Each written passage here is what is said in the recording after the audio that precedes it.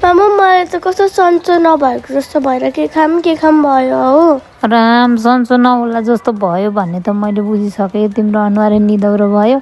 अनि यो सन्चो नहुँदा पनि के खाउँ चाहिँ कसरी लाग्न सक्छ हौ नानी? के खान मन लाग्यो के फ्रेन्च फ्राइज बनाइदिन्छु न। अनि अरूमा तातो दाल माम सादा खानेकुरा पो खाने हो त कस्तो फ्रेन्च फ्राइज खाने हो त हौ नानी?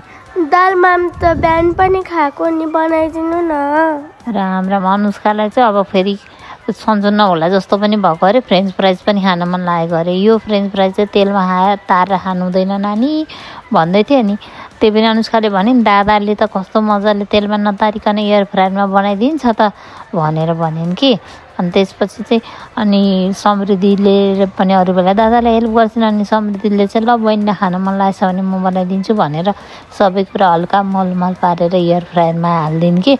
अनुष्का चाहिँ हेर्नु जाडो भयो जस्तो फिलिङ भयो भनेर यहाँ तौली ओढेर बसिरहेछ। अनि यिनीहरूले एयर फ्रायरमा हाले कि हुन त तेलमा तारेर डिप फ्राई गरेर नखाऊ भन्छु। त्यही पनि यिनीहरू मान्दैन।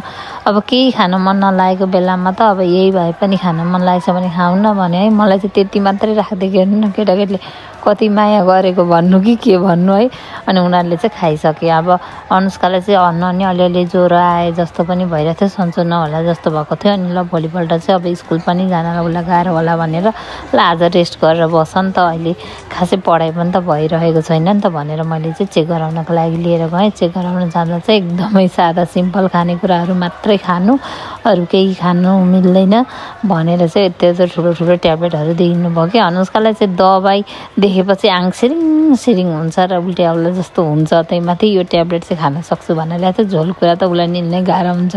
त्यही पनि यत्रो ठुलो 2 टुक्रा बनाएर बल्ल निल्यो कि। अनि उसले चाहिँ 2 खालको दबाईहरू चाहिँ यहाँ समृद्धिले पनि बहिनीलाई दबाई खानमा हेल्प गरिरहेकी छिन्। अनि अब यो चाहिँ अब अर्को नेक्स्ट डे है। अनि अब अर्को दिन चाहिँ अलिक सन्चो होला जस्तो पनि भइसक्यो। घरमा चाहिँ खाना बनाएँ भिन्डी फ्राई गरेको थियो भने अब अनुष्कालाई चाहिँ यो डल्ले च्याउ मनपर्छ कि। त्यही पनि खाऊ भनेको उसलाई चाहिँ खाना खानै मन छैन क्या। मुख बिगारेको हेर्नुभयो नि कस्तो मुख बनाएर बसिरहेको छ होइन। अनि त्यसपछि चाहिँ ऊ चाहिँ स्काउट ड्रेस लाइवरी रेडी भएर अब स्कुल जानको लागि भइरहेको थियो कि। एकदम स्याड भइरहेको थियो। अब स्कुलमा खाजा पनि मलाई खान मन लाग्दैन के गर्नु भरे आउँदा मलाई मिठो खाना बनाइराख्नु भन्यो क्या। त्यसपछि उसलाई दबाई देख्ने बित्तिकै उसलाई उल्टी आउला जस्तो भइहाल्छ कि। अनि मैले खाएको चाहिँ नखिच्नु है भने ल। अनि उसलाई चाहिँ यो मिमाउनुपर्छ। मैले घाममा तताएर राखिदिएको थिएँ। हामीले चाहिँ यस्तै फलफुल खायौँ भने अनुष्कालाई पनि यस्तो तातो नहुने खालको अलिकति फलफुल राख्थेँ। उसलाई फलफुल मनपर्छ अरू कुरा चाहिँ म खाँदिनँ। मलाई किन फलफुल मात्रै अर्थो खान मन लागेको छ। मुख बिग्रियो भने अनि अलिकति फ्रेन्च फ्राइज दिएको खुसी भयो।